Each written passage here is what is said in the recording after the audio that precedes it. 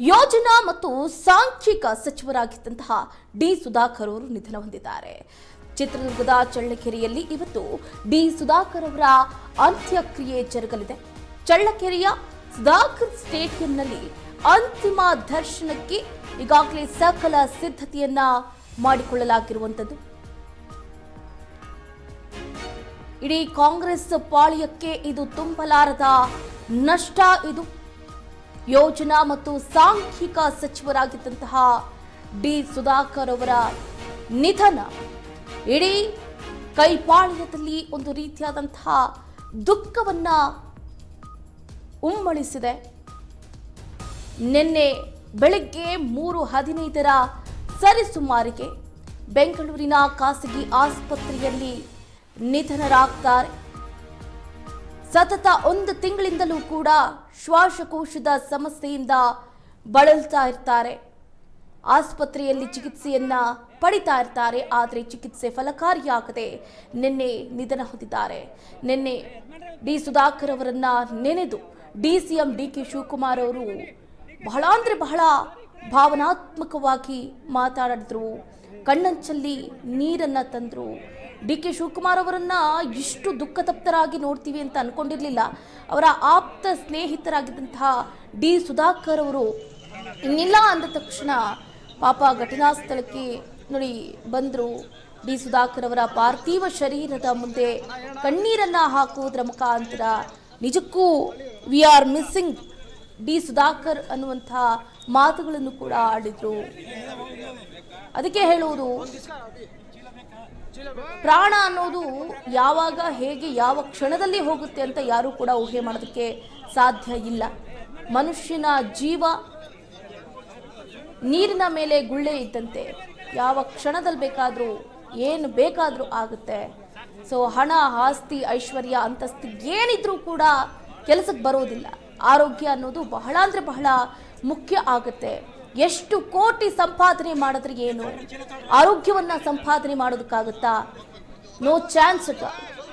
ಎಂತೆಂತಹ ಕೋಟ್ಯಾಧೀಶ್ವರರೇ, ಎಂತೆಂತಹ ಬಿಲ್ಗೇಟ್ಸ್, ಬಿಲಿಯನರ್ಸೇ ಮನಸ್ಸಿಗೆ ಶಾಂತಿ ನೆಮ್ಮದಿ ದೊರಕದೆ ಆತ್ಮಹತ್ಯೆಯನ್ನ ಮಾಡಿಕೊಂಡಿರುವಂತಹ ಎಷ್ಟೋ ಘಟನೆಗಳಿದೆ.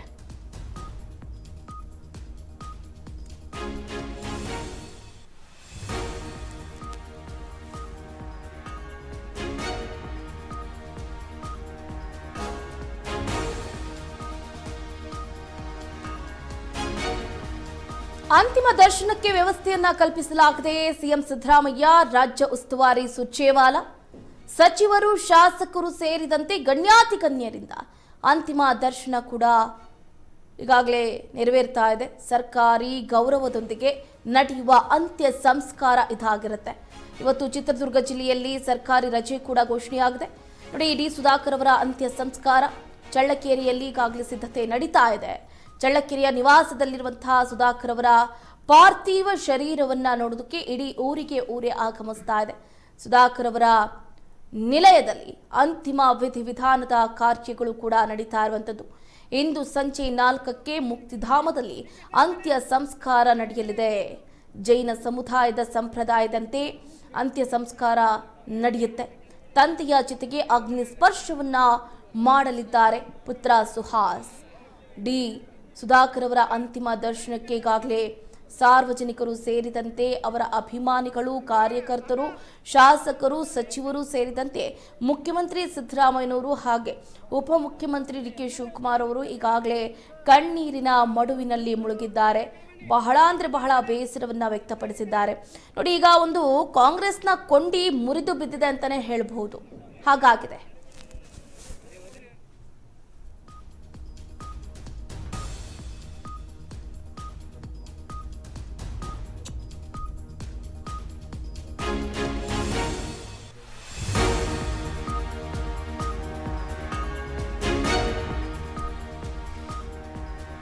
ಚಿತ್ರದುರ್ಗದ ಉಸ್ತುವಾರಿ ಸಚಿವ ಸುಧಾಕರ್ ಇನ್ನಿಲ್ಲ.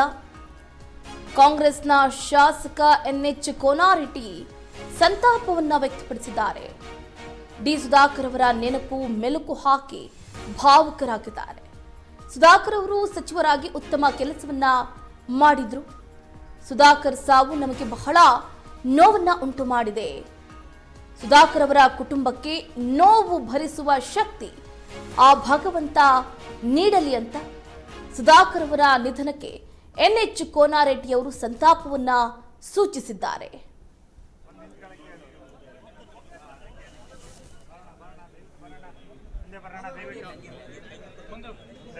ಸಚಿವರಾಗಿ ಒಳ್ಳೆ ಕೆಲಸ ಮಾಡಿದ್ರು.